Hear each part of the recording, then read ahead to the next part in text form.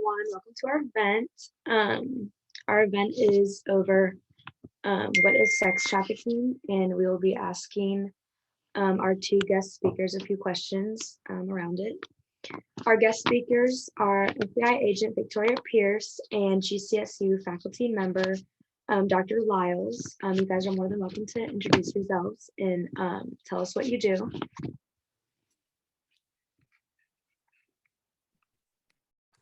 Hi, I am Victoria. I have been an agent for only about a year now, but specialize in children and exercise. So my degree was supposed to be in medicine for pediatrics. It kind of just fell into my lap for FBI side of it, but I do handle the sex crimes in the Middle District of Georgia, which pretty much 98% of the time are minors. So I've been doing that violation for about a year now, and I am open to any questions and concerns that y'all may have.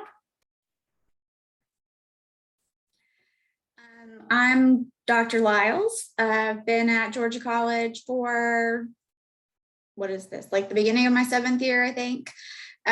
So I teach criminal justice here. I also have one of my other degrees is in clinical forensic social work. So I was a therapist before, but some of my areas include obviously mental health, but women in crime. And I've also worked in the juvenile justice system. So that's a little bit about me. Okay, so we are going to start off the event by asking a few questions that we have lined up for each speaker directly. And then if anyone has any questions or input, they can put it in the chat. But Dani is going to start us off with our first question. Alrighty, so we have our questions kind of split into two major topics within the sex trafficking. And our first topic is kind of about warning signs, kind of like educating people on how to be aware of when they could be in danger of possibly being sex trafficked and whatnot. And so our first question, Victoria, if you don't mind answering first, and then Dr. Liles, if you have anything to say afterwards, you can. Our first question is, what are the warning signs that are usually associated with the possibility that someone could be in danger or at risk of being sex trafficked? So majority of it nowadays, it occurs on social media a lot. So pretty much you could be on an innocent site or you could be on a non-innocent site. And people nowadays, what they're doing is I'm pretty sure a lot of us, we have Facebook, Snapchat, Instagram, Twitter, and even me, like on my Facebook, I'll have people friend request me, and I've already have been friends with them, but it's a dupe. So someone is pretty much hacked my friend's account and they're now friending me under my actual friend. So a lot of the times, some of the signs are people being hacked on social media accounts and then pretending to be someone that you do know, because you're more inclined to react to someone that you are comfortable with. So whenever this person's like, hey, let's meet up for lunch, you set up a date, you set up a time, and they don't show, but as you're walking to your car, you get kind of ambushed. So that's just something to think about, is social media is it's kind of scary, honestly, nowadays. So some of the signs is just kind of people adding you again that you're already friends with on social media.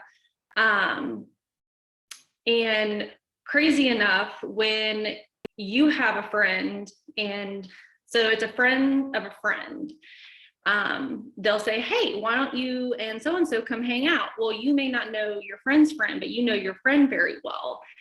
I've seen this a lot, especially in teenagers, where they'll go hang out with their friend and their friend's friend, and the friend's friend has completely different ideas on what they want to do, but you trust your friend, so you go.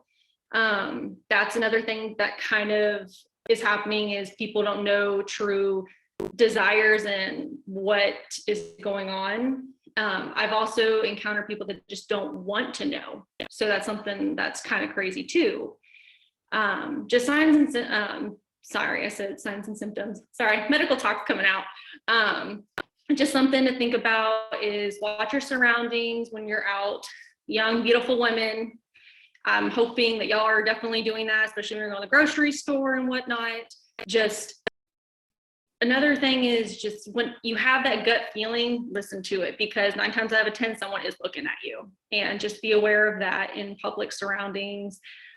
But just listen to what people have to say, or let me rephrase that. Hear what other people are saying. Don't just listen to them. There's a couple of classes out there that law enforcement take for interrogating and interviewing. If you as a just person can take them or have access to them, definitely kind of brush up on it, because you kind of learn how to hear people talk. So you can kind of read people's body language and whatnot, and it just really, it opens your mind to be like, okay, I was already sketched out by you. Now I'm feeling a little bit like this is something that's going on. But hopefully that kind of answers that question a little bit.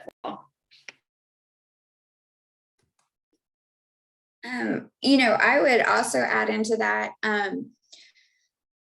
a lot of times in these situations, we'll see where, you know, the situation may start off as a, you know, let's say an older man, a little bit older man trying to start a relationship with a vulnerable teenager, right? Trying to instigate this relationship with somebody who is vulnerable for a variety of reasons, right? So statistically, we'll see that a lot of victims in these situations will say that they, you know, they knew the perpetrator, and it's because, you know, they had started off as either a relationship, right? Or it was a friend of a friend, family member, acquaintance, something of that sort of relationship. But then, you know, that quote unquote relationship developed into something that was coercive, it was dominating. And then it really follows a lot of those intimate partner abusive red flags. And then you see sex trafficking develop out of that in many of those relationships, right? Quote unquote relationships. So that's a situation that can come out of that. So if you're looking for, you know, warning signs, they're not that different than what you might see in a, you know, intimate partner abuse or violent situation as well. Okay, so our next question is, what is the difference between what law enforcement looks for in warning signs versus, for example, what students look for? And for this question, Dr. Liles, can we hear from you first? Well, I think Victoria actually brought it up just a second ago. You know, law enforcement are trained in a variety of different techniques.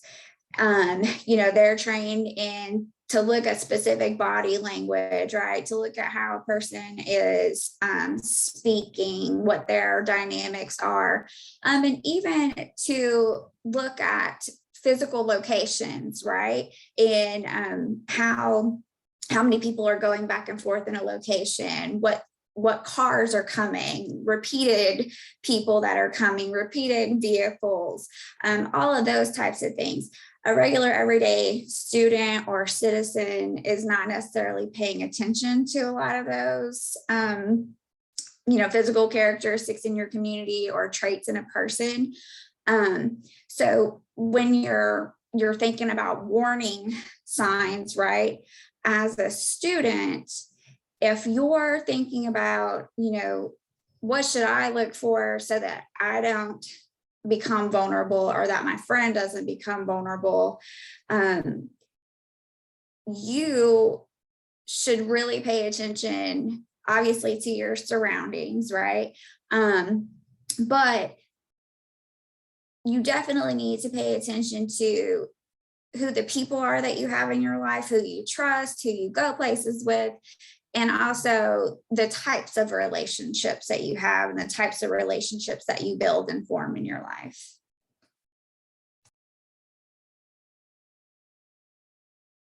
Yeah, I would say that's pretty much summed up to a T. So one thing, I mean, you're not going to know, you're going to start off with that gut feeling like, okay, something's not right. Everybody has some kind of gut feeling. Definitely run with it, especially the cars. We definitely look for routines. I'm pretty sure a lot of y'all can speak to this. You are driving home and you see the same car driving behind you for a good couple of turns. That's good that you notice that, because you definitely don't want to pull into your driveway if you notice this person's been following you. So definitely change up your route to work or to and from school and whatnot. And just the whole listening to people again, like in body language. So if someone feels very caught off guard, or if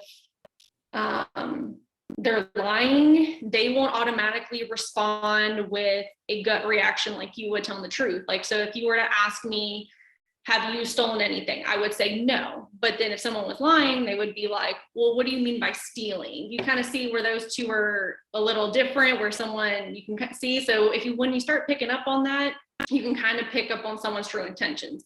Now, there are good liars. I will give people that. But if you ask the right questions and you watch their demeanor, so like if me and you are talking and I'm engaged in the conversation, I'm going to be facing towards you. Now, if I want to get out of here as soon as possible, I'm going to probably turn my body away from you to kind of motion that I'm trying to get away from you right now.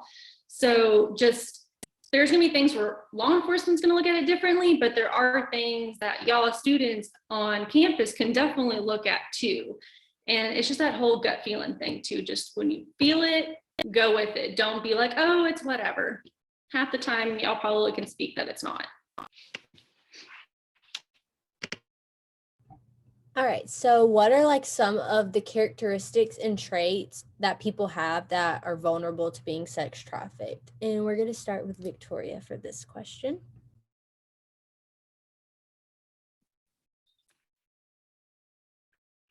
Some traits and characteristics. Everybody is different. When it comes to females, definitely, because men can be trafficked too. It does happen. But since we're all females here, definitely pretty, like your filtered, beautiful, most beautiful picture, they're gonna go straight for that.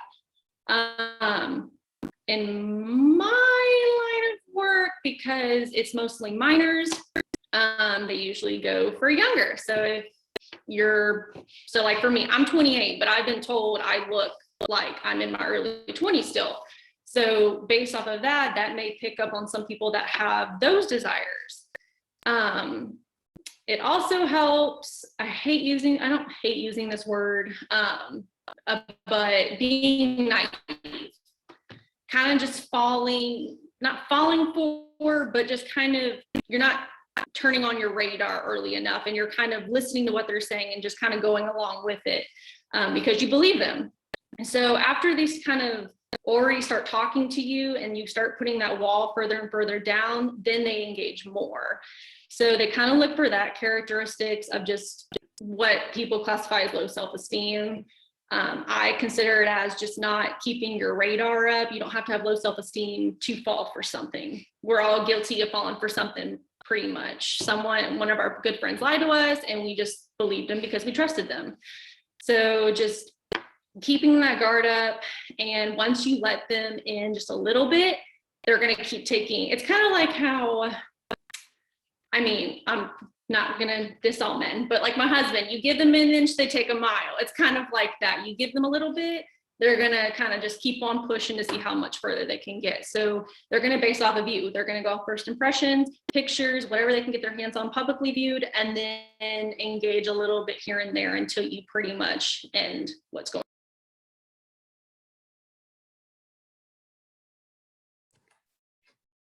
So I would add to that, like with social media, say that, I've had to talk with my nieces about this. They actually got into really bad trouble whenever they were around 14 or 15 by messaging someone that they didn't know on social media. So they lost their phones for a year.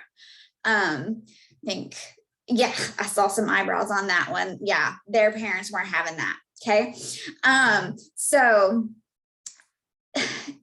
you might put something on there like, you aspire to be a model, right?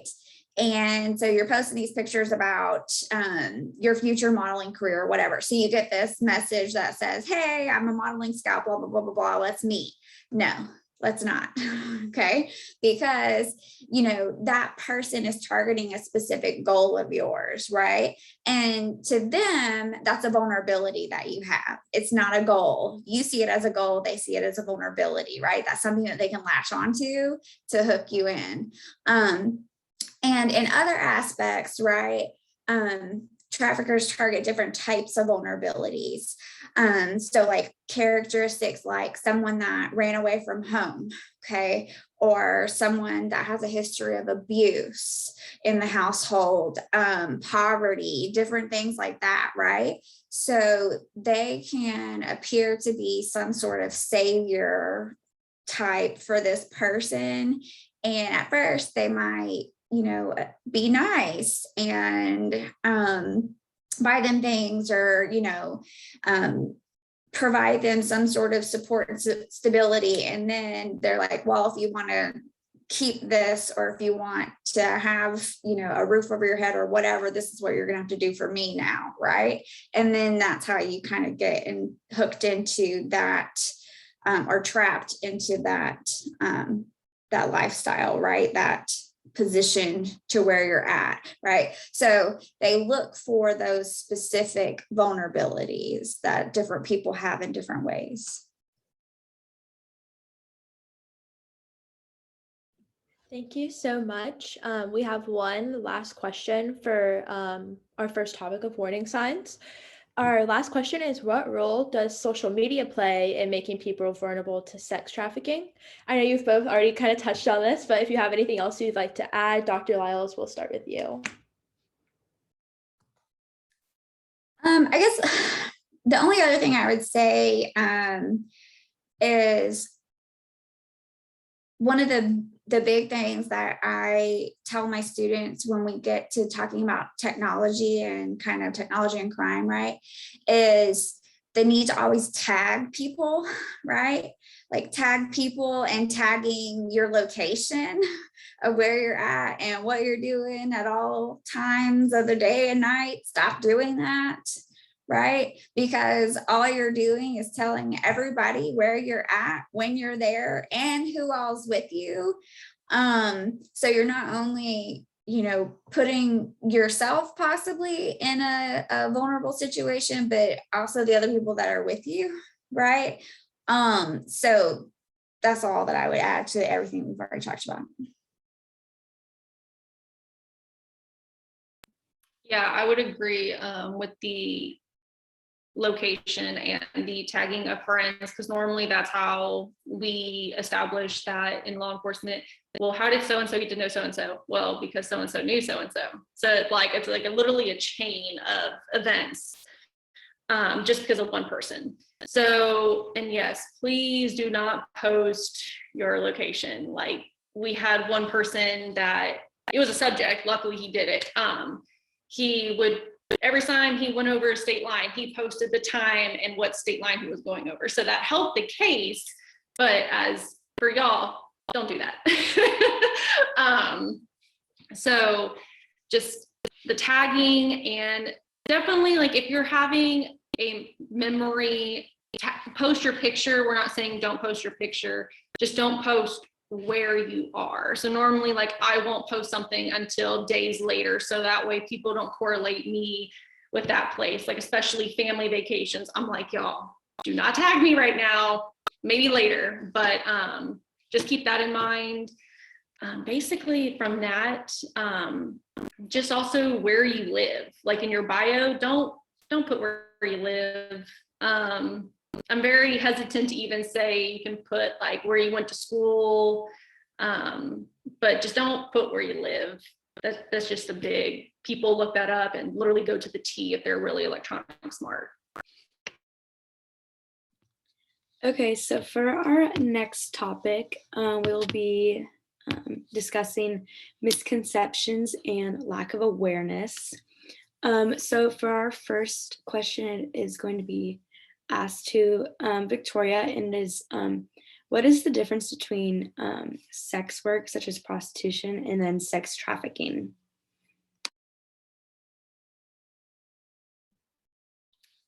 So I guess the main difference is prostitution. It's more of a willing, like you're wanting to do this, you know what you signed up for, this is your means to support yourself. And then sex trafficking is you're kind of held to your vulnerability. So like if you're a runaway and you have nowhere to go, this person now is telling you for you to eat, for you to have clothes, for you to have a roof, you need to perform sexual activities with these other people to make a buck. So to me, basically that's the difference, because there are some people that do live in the life of prostitution. They've made a career out of it and they chose to do that. But then you also have even adults that get sucked into sex trafficking, because they have nowhere else to go, they have no one to support them. So it's basically, the difference is just the willingness and the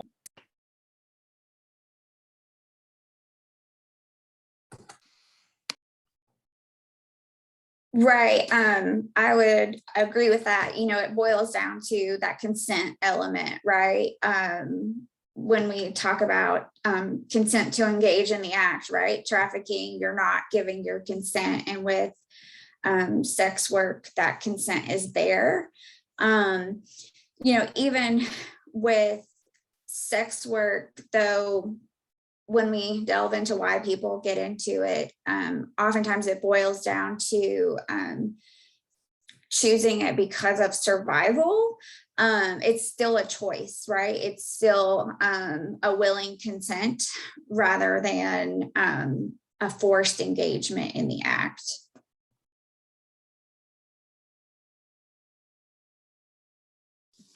Okay, so our next question is what role does TV shows like Law and Order SVU, the most popular one, and social media play in fueling misconceptions about sex trafficking?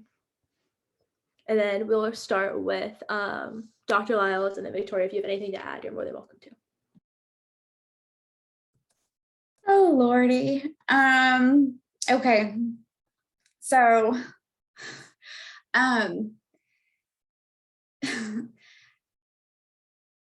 a lot of the TV shows are, I'm sorry, because if you've ever taken, I'm choosing my words because I don't choose my words wisely in my classes, if you've ever taken my classes. But a lot of the TV shows are crap. Okay, I'll put it that way.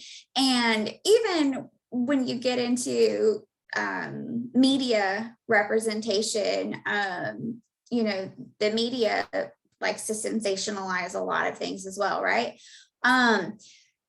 So there's a kind of a misrepresentation of who is vulnerable and then who we are vulnerable to, right? So, you know, on a lot of the TV shows or in movies, it's going to show someone being taken by this stranger and shipped overseas and through multiple countries and like, you know, that kind of stuff. Does that happen? Yeah, sometimes, right? Is that the norm, particularly of what happens here in the United States? No. So that kind of gives this false perception of the reality of what sex trafficking is. And then because of that, people are not aware of their risk, right? And then who they are at risk from. So they're more at risk from these other situations like social media, from people that they might actually know that are already in their lives, or people that they know through other people, right? You brought up SVU, right? So I have a love-hate relationship with SVU. And one reason is because, so they get some things right, they get some things wrong. But their lead actress is an activist and has gone on to do a lot of things that have pushed victims' rights forward. So I'll leave them alone. Okay, I'll leave it at that. So I'll voice from the law enforcement side of it. So, sorry, I was laughing probably a good chunk of the SVU thing just because I used to like SVU until I got to see a different perspective of it. So some of the storylines, how they start off with like them being taken or approached, I'll give those. They kind of, you know, split it up to show you different ways it can happen. I'll give you that. I do not solve a case in a day. It does not happen in a day. I have cases that you literally go down a rabbit hole. You think you're in over here, but your case is way over here. So it takes time and a lot of energy. Some things that you'll see on TV is law enforcement is out in the field every day, all day. My butt sits behind a desk for most of the day. It's a lot of research. It's a lot of connect the dots. We have a lot of whiteboards, like literally with the red tape connecting people, because when you're thinking about it, your head just starts to hurt. So you need a picture to follow. So I'll give TV the fact of showing different ways to get kidnapped or taken up into the trade of sex trafficking, and just the overall plot that there is a solution at the end. Like, you don't have to be alone. There are a lot of victim services out there. When FBI wise, if you are a victim in anything, we have a victim specialist in every office, and they make arrangements. If you ever need anything, we send out letters, we give phone calls regularly. So there are support after the math has happened. But yeah, just be a little cautious what you see on TV. FBI, yes, we're federal and we go all over the US and some other foreign territories. But the likelihood of me finding a stash of women in a shipping crate is very highly unlikely. So I'll just leave it at that. Okay, our next question, Victoria, is going to be for you. This is more a law enforcement question. Why might local law enforcement not be aware of sex trafficking in the area?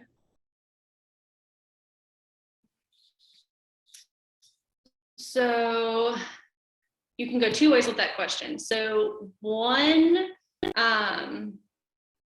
they may not be aware because they are only local. So like Bibb County, for instance, they can only work in Bibb County. So unless it comes into Bibb County and it stays in Bibb County, then they may not be aware of it. Now, for federal wise, because we have multiple jurisdictions, we would probably be aware of it first, because we would notice them going over county lines and then there being reports and complaints in different jurisdictions. So like Bibb County may get a notification or a complaint of some kind of activity, and then Lamar County gets one, and they don't put two and two together because they're different. But then us being Middle District of Georgia, we have jurisdiction all over there. So one day we have what we have call a task force officer. So we deputize federally local law enforcement officers. That way they can perform federal duties. So we have a task force officer here and here, and they're like, hey, did you hear about so-and-so and this matter? Well, then we're like, well, hold on, wait a minute, this just happened 2 counties over. So we may hear of it before someone else because we can go more than locals. Now, on the other side of that, the locals may know before I do, because they're physically out and about. They know the territory better than I do. And they probably have more connections. So I know of a crimes against children person that works in a local deputy's office or sheriff's office, and she could probably talk to any kind of prostitute and they would know who she was and they would trust her off the back. So definitely you need to give your locals more credit than they're due. But yeah, so we would probably know about it more just because we have more people in different areas that put 2 and 2 together. But your locals probably know more than I do sometimes, and they just can handle it on their end and don't need federal.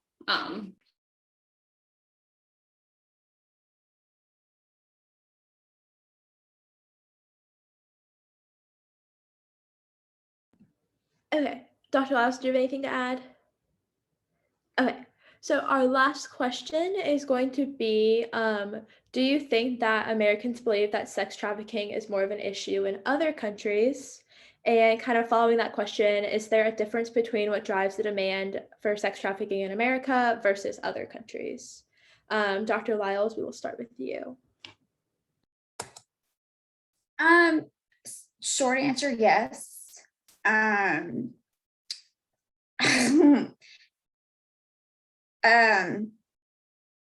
So I think that, so first off, we have to recognize that sex trafficking is not really a crime about sex, right?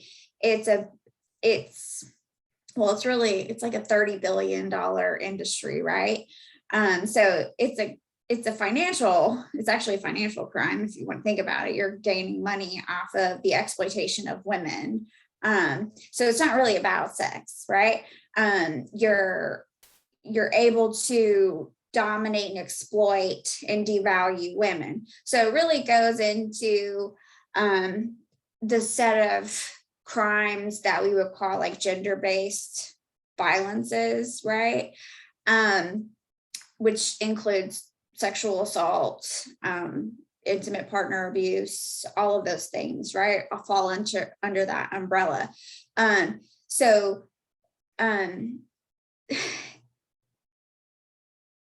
When we talk about American society, we don't really have as much gender equity as a lot of other countries. And so when we compare our gender equity, like in pay, social services, employment, all of these things, with crime, we see that countries that have high gender equity or gender parity, where there's not these high stark differences in gender, right? Those countries actually have lower rates of these specific types of crime and other crimes as well, but these specific types of crimes, right? They don't have 3 women killed every day by an intimate partner like we do in the United States, okay? They don't have all of these sexual assaults. They don't have all of this kind of hidden sex trafficking that's going on, right? So these issues really actually relate to how our society kind of views and values our women and girls, not actually to sex itself or what we think about sex or sex acts, if that makes sense. Hopefully, maybe.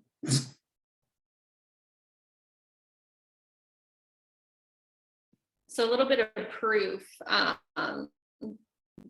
to kind of add to it happens a lot more, well, for children anyway. So like predominantly whenever we have a crimes against children case, whenever you get what we call obscene material, child pornography, you submit those pictures to a organization called NCMEC. It stands for National Center of Missing and Exploited Children. So what this place does is it takes your the pictures and information, and it puts it into a system. And whenever they are identified, or sadly the material is what's the word I'm looking for? Collection.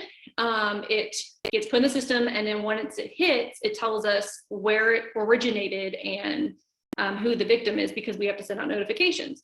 A lot of the times it is overseas. It's China-based, Korea-based, New Zealand-based. So just a little bit of proof it does happen overseas. A lot of my notifications are overseas. So I wouldn't know the exact percentage of which one happens more, but a lot of the exploitation for children that I've seen over the quite many reports that I've looked at, it's majority overseas rather than in the US.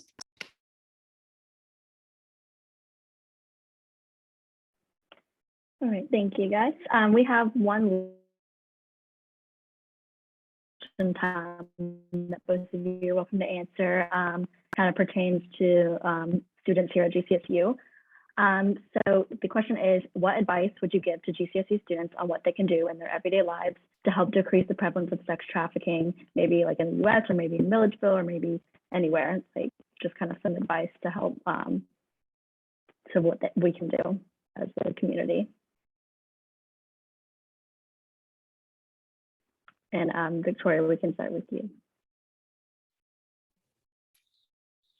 I would say for y'all, sorry if I sound like I'm a repeater, kind of just change your routine up a little bit. So if you drive one way to school or work, kind of switch it up every now and then, have like at least 2 to 3 different routes that you can go down.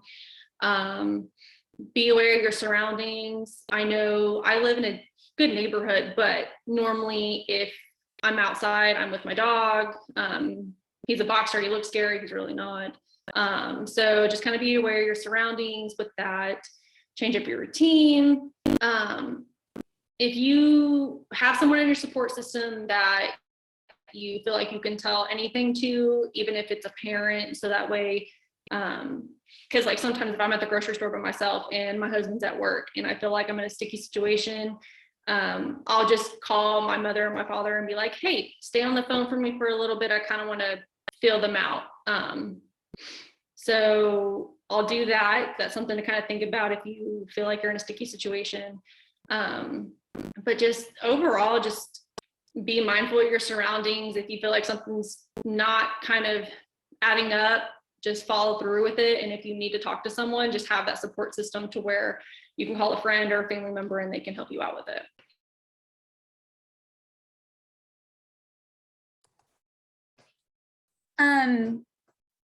You know, I would say to continue having conversations like these openly, to, you know, not just predominantly with women and girls, right, which is where a lot of these discussions end up taking place, but also with the men and boys in your lives, right? Talking about these issues, why they're important, why we need to talk about them,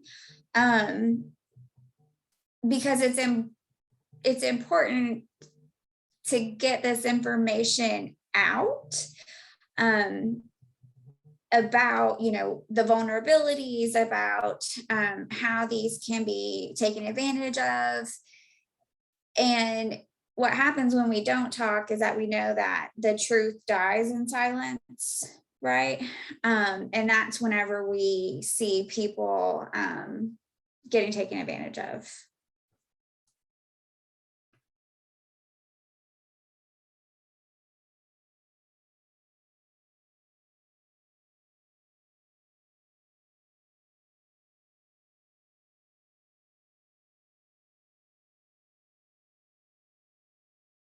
All right, so I want to this is the end of our questions. So I want to thank you so much, Victoria and Dr. Liles, for taking time out of your busy schedules to speak. And now anyone else who has questions can ask them in the chat and we'll get through them all. Just type in the chat if you have a question and we'll call.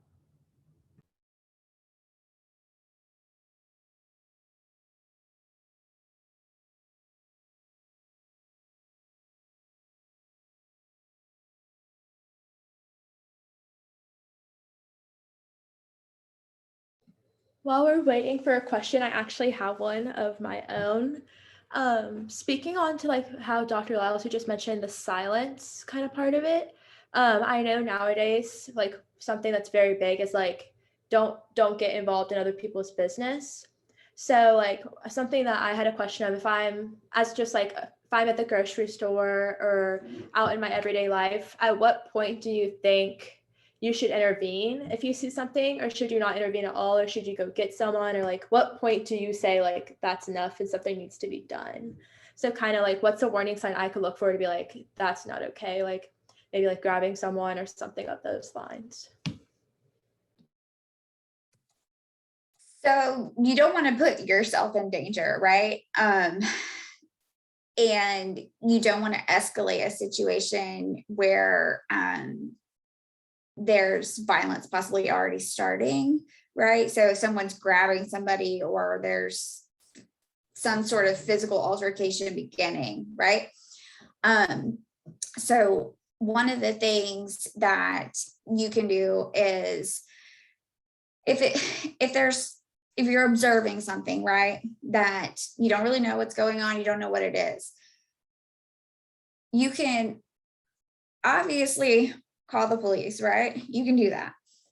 Every law enforcement also has a non-emergency line. So if you feel like you don't really know what the situation is, but you just feel uneasy about it, right? Like your gut instinct is saying, hey, there's something not right about this, but I don't really know, right?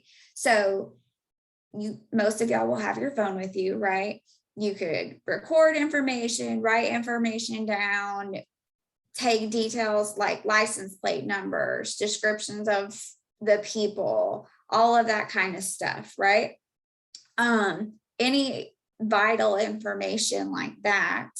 And you can give that to the non-emergency personnel and can really, through that conversation, determine like, is it something that needs a response, right?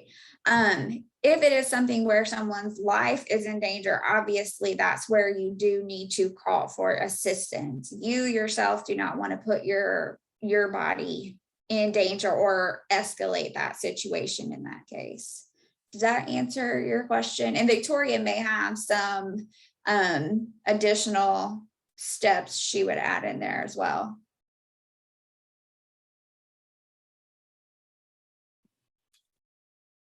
I mean, definitely don't put yourself in danger. I definitely agree with that one. If my mother has created me to be a social butterfly, and if I feel comfortable enough, like if I'm in the grocery store, like you were saying, I'll kind of walk like I need to go. Like again, the scene is safe. I'm gonna probably walk down the aisle to grab the box of cereal that I really don't need, but it's down that aisle. And just be like, strike up a conversation like, oh, today it's really hot today. How are you? I mean, I know I'm sweating. So kind of just maybe a nonchalant comment. But if it's definitely an emergency, even a non-emergency, if you feel like a life is in danger, maybe get the manager. That's another option. I've seen people do that too.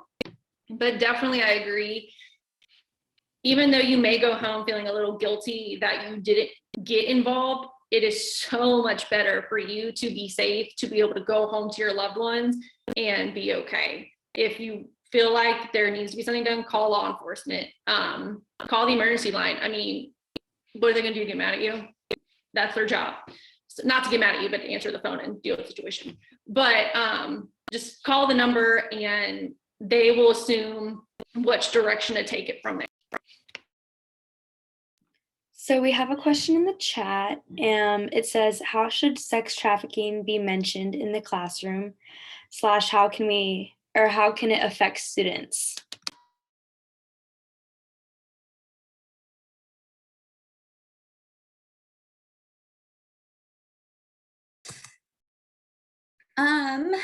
So that one's an interesting question. I definitely think it depends on the grade level that you're talking about, right? And their comprehension of, of what you're talking about.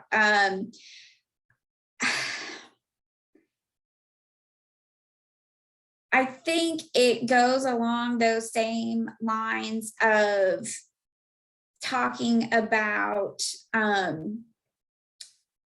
you know, safe contact with individuals, what's appropriate behavior from people, what consent is.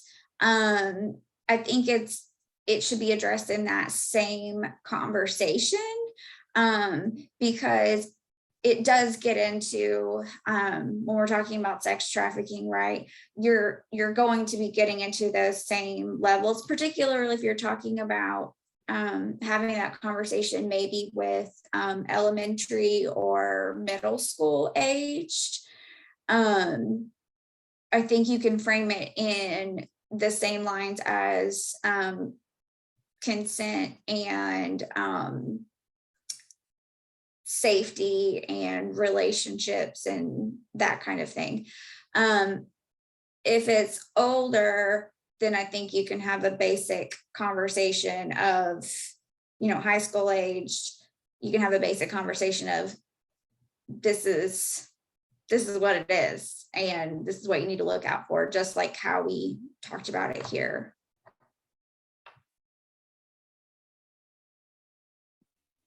Yeah, I was gonna say, definitely related to the age group. I'm blanking. You can tell I don't have little kids. Stranger danger, there we go. So like little kids, stranger danger. And if you're having a classroom where it's not all women and a certain age group, you may want to begin talking about human trafficking rather than going into sex trafficking, because the word sex, a lot of the time people then shut off. They're like, I don't know if I want to talk about that. So it just kind of depends on your audience. So maybe start off with human trafficking and then go into the subparts, and then what leads people to get into this, and the vulnerabilities and the aftermath and just the whole enchilada itself. So just go off of your audience and age.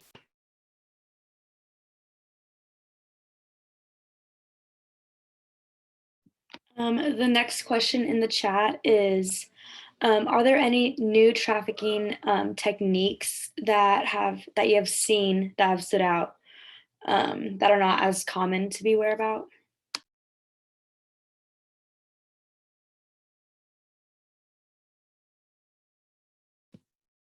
Honestly, I'm trying to think of any new techniques. A lot of the times it's really just, as I'm really bad with my wording, like Dr. Liles is, it's kind of just as simple as just knowing what those vulnerabilities are. So like the modeling, wants to be a singer, runaway that doesn't have a roof over their head. It just, those are the only techniques that I've ever seen as someone just prying on that person and their vulnerabilities. It's kind of the same. Either they're duped into meeting with them, or they're just taken off the street against their will. It's over social media, it's in person. I haven't really seen anything to where you couldn't sit there and just ponder or relate it to a show or a movie that you've seen. I haven't really seen anything crazy like that yet. Sorry, I just remembered a crazy situation that we had whenever I was in Arkansas working in the system there. We had a woman, and I've never seen this like played on TV or anything. So this is weird, I guess, or I thought it was. I was kind of like, what the hell, right? It was a adult female. She was not in the country legally. She was undocumented, and her cousin, it was her cousin, her female cousin, had her handcuffed to a motel bed and was trafficking her out of the motel, and was pretty much keeping her there, saying, well, if you keep doing this for a few more months, I'll bring your kids over. I'll have your kids brought over. That was what she was holding over her head. And yeah, it was really horrible situation. And what ended up happening is one of the men who used her services, right? To frame it that way, on his third or fourth visit, yes, he had been speaking to her, actually having conversations with her during his visits. On his third or fourth visit, after he left, he called the police and told about the situation. And yeah, so that's probably one of the kind of stranger, I guess, cases, and maybe cruelty. I can't imagine a family member using your own children to do that to you, I guess. But that was quite a few years ago. I think that was about 10 years ago, probably, whenever that happened. We have another question. It says, how does sex trafficking affect the victims who have been involved?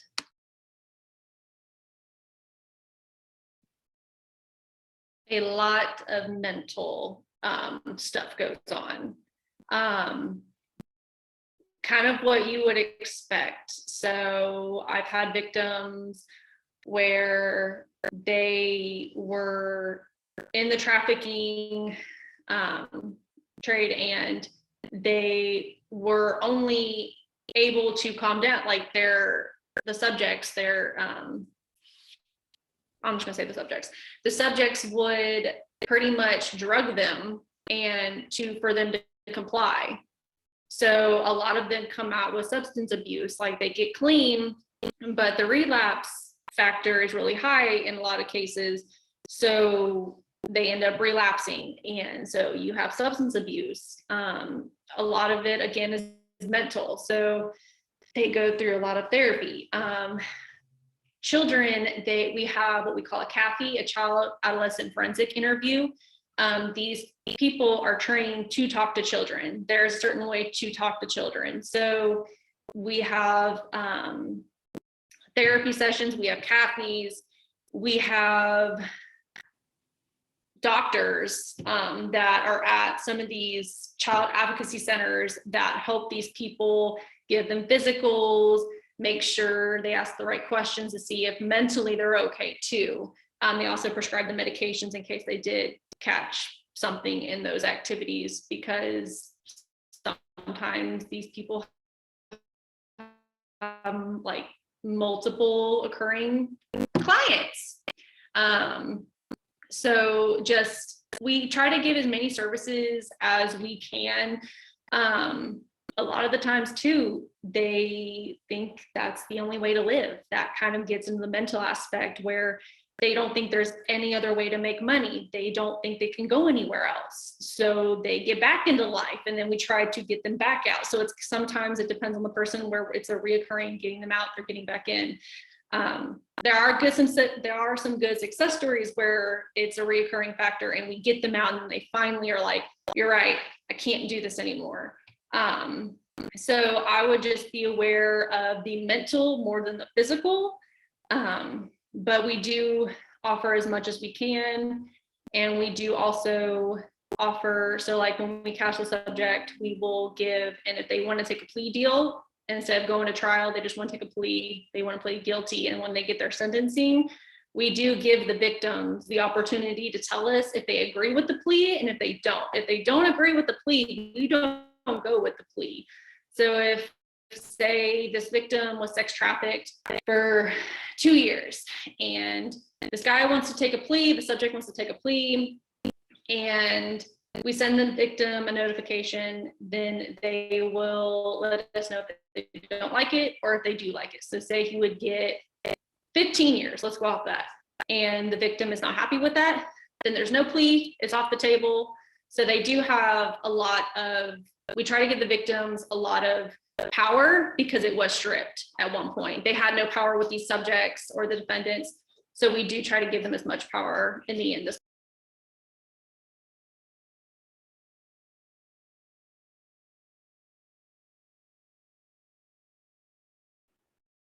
All right, so I guess we have another question. It is, what is the biggest myth about sex trafficking that you have encountered? I guess Dr. Liles, we can start with you if you'd like.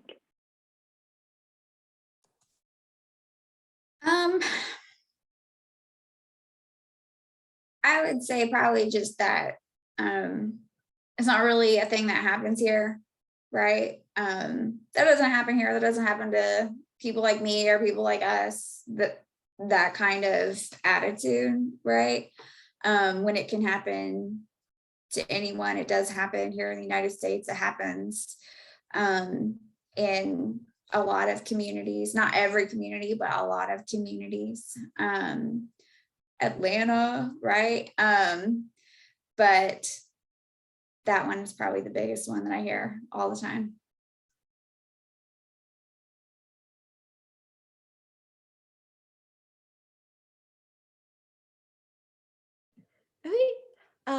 Since that was the last question in the chat, I just want to say thank you again to both of our speakers, Victoria and Dr. Liles. You provided a lot of very helpful information for us today, and I'm sure a lot of other people that attended the event. If you have any questions, you can obviously contact Dr. Liles at her GC2Y email. Victoria is just a special guest today, but Dr. Liles has done a great job and she could probably answer any other questions you have. You're all free to go, and we just want to say a big thank you again for helping us and providing us with all the information so that we can do more in our own lives to hopefully decrease the prevalence of sex trafficking and just be more aware.